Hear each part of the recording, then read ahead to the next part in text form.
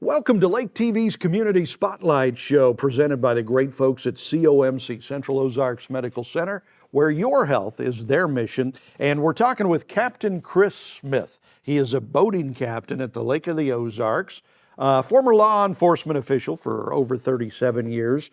So you have a master's license in boating, Lake of the Ozarks, and they give you like a cool little passport, right? Yes. When you have that. So if somebody says, hey, I can be your captain for a day, if they don't have one of these, they're not the real deal. They're not. Yep, they're not a true captain. It's been through all the training. We're trained through many things: boat safety, CPR, first aid, AED. We have a thorough background check. Yeah. So we have to have a what's called a TWIC card. It gets you a special pass that you've had a federal background investigation. Right. So, we go through a lot. The class is 11 long days. Wow. Here at the lake, or yeah. where do you do that? Yep, they Worldwide Marine, where I got my license through, comes to the lake twice a year. Okay. April and October or something, maybe. So you were in law enforcement for 37 plus years. How do you make the move from law enforcement to becoming a boat captain? How do you make that transition? It was a good transmission into that. If I'm on the water, there's even a bigger smile than I have right now. Yeah. A day on the water is a happy day. As a boat captain, you get to meet such a variety of people. I mean, this last year, I probably drove for people from 20, 25 different states. So Wow. it was amazing how many people show up down here. But the transition was really easy, and everybody back home, laughs and sees, any pictures and stuff. It said that you always smiled, but I never seen you smile that much. And Wow. I said, you can't wipe the smile off my face because I'm in somebody else's boat, burning their gas and running all over Lake of the Ozarks, having a good time. So first of all, if that were me, I would turn into one big blister, right?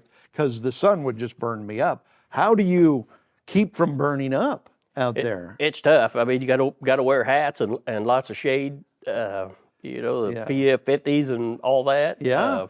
They'll usually go to at least a couple of restaurants during the day, and if they have a covered dock, I stay down in the covered dock, and if not, I'll go up and sit in the restaurant. Okay. And so you don't have to sit out in the sun the whole day, right? But an 8-hour charter is standard, but I've done 12-hour charters and some really long days, and you don't think about that. That's a long time out in the sun running around. Oh yeah, I bet that wears you out.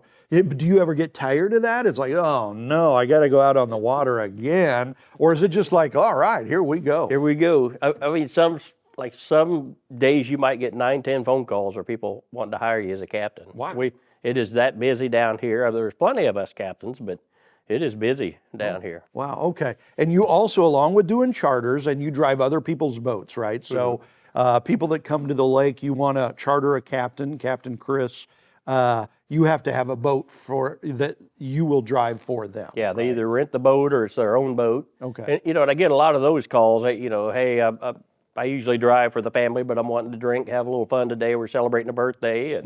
And get lots of those. Well, that's cool. That's Yeah. very nice. It's good to have, because Yep. I've had several people over the years say, I would like to hire somebody to drive my boat for Yep. me today. Where can I find somebody? And there you go, It takes the stress right out of it. When my boy who lives here, when he drives, when we're out, it just makes life so much easier. That's like, hey, I can sit in a boat, I can relax. And Do you still get nervous before you go out? And because so I have a couple of boats. Yeah. Every time before I get on the boat, I'm nervous, because if I got to go park at a restaurant, I know people are going to be watching. Yep. And I don't want to screw up, and I have to go in and out, try several times. But that just kind of goes with it, because everybody kind of has a little bit of that fear. Yep. Right? Even pretty much any captain's going to say, when you go into dock, backwater jacks is a prime example, pretty tight back in there for Yeah. big boats. And you're pulling in there in a 52-foot, 58-foot boat, and the end spots are taken. Yeah. Well, you've got to maneuver yourself somewhere else, and it gets pretty stressful. I bet. Depending on the wind and everything. But I'm blessed. I picked right up. I've captained boats all my life. My brother run a boat business for 10 years and drove lots of variety of different boats. And So this isn't totally out of left field then. In the family, there was yeah, some boating and some boat driving in the family and yeah. My stuff like that. parents would stay up in the Gravois Arm when we were kids, Yeah. and so we started at the lake very young and coming down. It's 250 miles from where we lived, and Yeah. so we would come multiple times every summer. It's kind of amazing.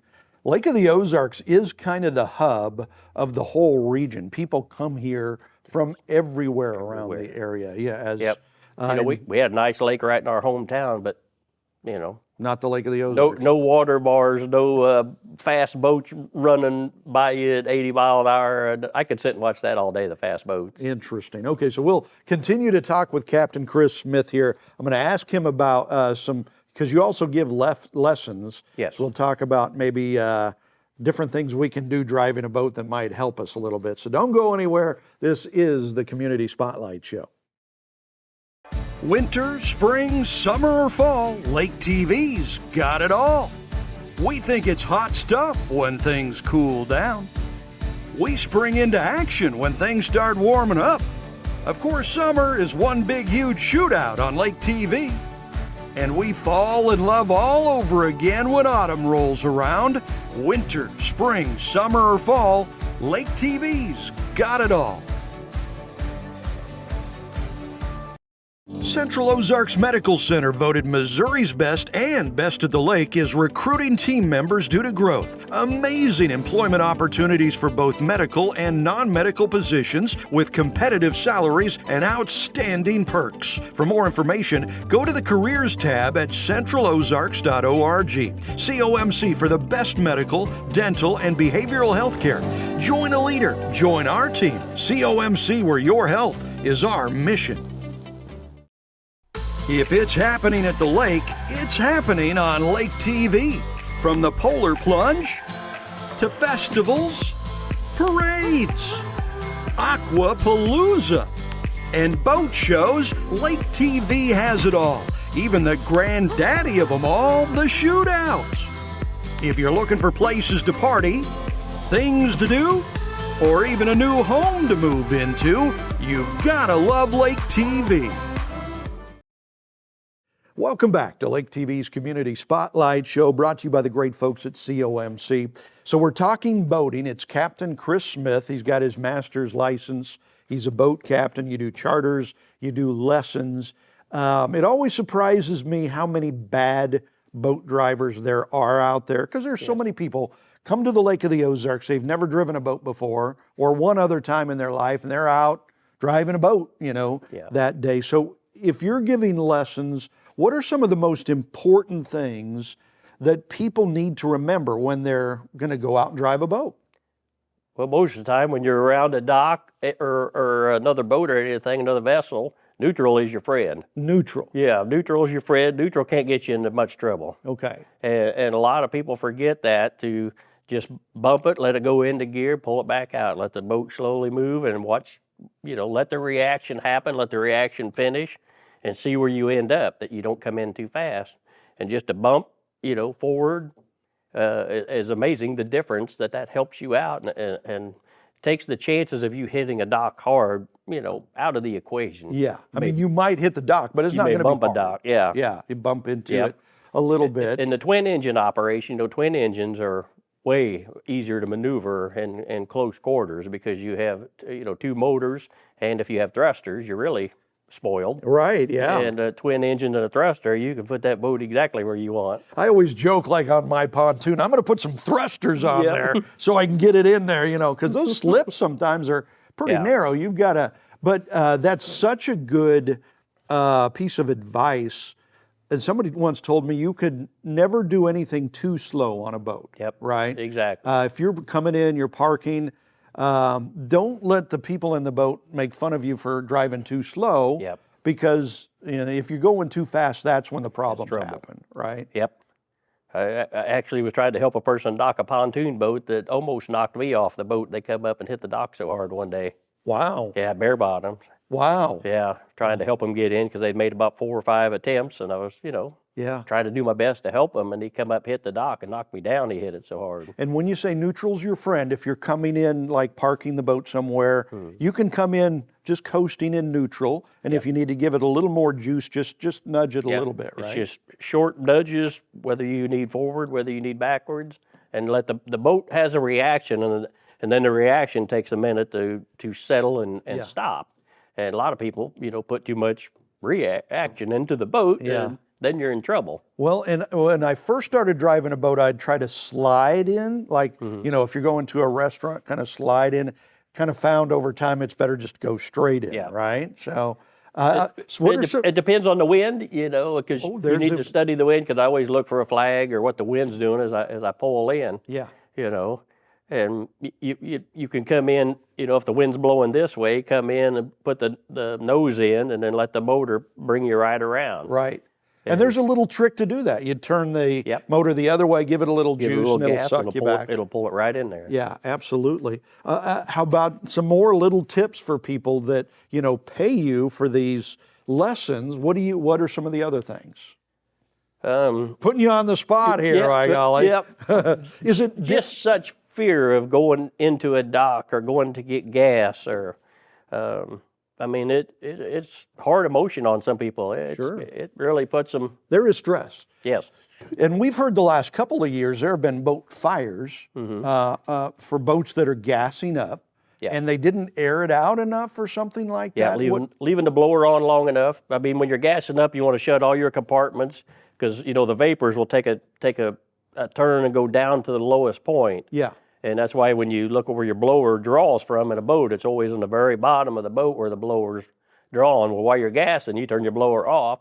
And when you're done gassing, you need to run your blower for, 5 minutes and make sure the fumes are all out of that boat before you start it up. Yeah, because if those fumes are there, they're going to light, right? If you have any kind of ignition source, bad plug wire, something like that, the diesel boats, of course, aren't, as big a threat.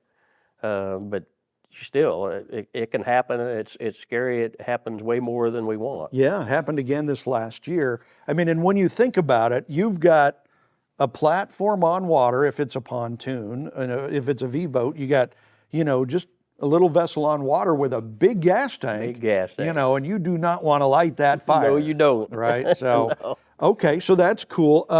What are some of the biggest mistakes boaters make? Other than going too fast, that's probably the biggest mistake. What's another big mistake people make? Not looking out. Not being a good lookout, not having good lookouts. That's the number one cause of accidents. Just not seeing boats. Not being aware of your surroundings, because down here at the lake, we don't have any directions or stay on the right side of the lake or. Yeah, there's no lines down the middle of the lake. We crisscross and what I see a lot of people will do, will pass you like this and then cut right in front of you. Yeah. And in a big vessel, if you're out there moving 30 mile an hour in a 58-foot boat, you're throwing a wake. You're throwing a wake, and you're a slow reaction time to get slowed down, and and it's hard too. Day or night, especially at night. It's hard to see different vessels at different times.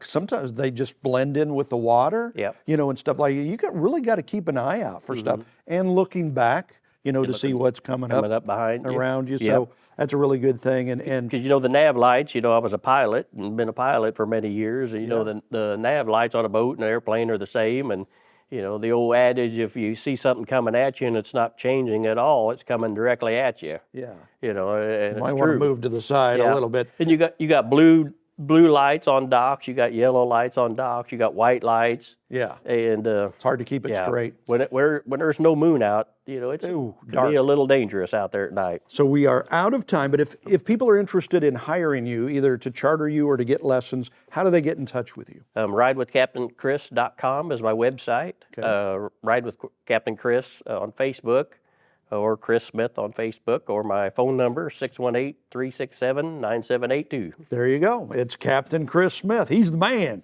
So thank you so much for joining us. Thank you. Thanks for having me. Thank you for joining us for Lake TV's Community Spotlight Show.